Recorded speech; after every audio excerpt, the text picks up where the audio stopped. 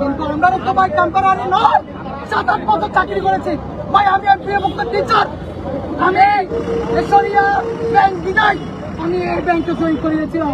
কিন্তু অত্যন্ত দুঃখের বিষয় তারা আজকে আমার 34-35 বছর বয়সে এসে আমার চাকরিটা 6-7 বছরে নিয়ে নিল। কেন ভাই নিয়ে নিলেন? কোনো কারণ ছাড়াই। এটা কি মদের মূল্য নাকি? এটা পিতিলতার বাংলা, এটা মাস্টারদার শক্তিশালের বাংলা, এটা কাজী নজরুল ইসলামের বাংলা। আপনারা প্রচুর কাজী চৌধুরীকে চিনেন, তিনি 3 ঘন্টার মধ্যে চিরাং থেকে সোনা বানিয়ে ফেলতে চেয়েছে। আমরা তাদের রুহানি সন্তান, আমরা সহজে যাবো না খরচার বলে। এই চট্টগ্রাম থেকে জুলাই বিপ্লবের সূচনা হয়েছিল। এই জুলাই সনদে বিপ্লবে চাকরি দেওয়ার কথা ছিল, চাকরি কেড়ে নেওয়ার কথা ছিল না। আমি একটা কথা বলে আমার বক্তব্য শেষ করতে চাই। বন্ধ থাকুক ব্যবসা বাণিজ্য, বন্ধ থাকুক অর্থনীতি, আগামীকে কি দেশ চালাবে রাজাকারের নাতি।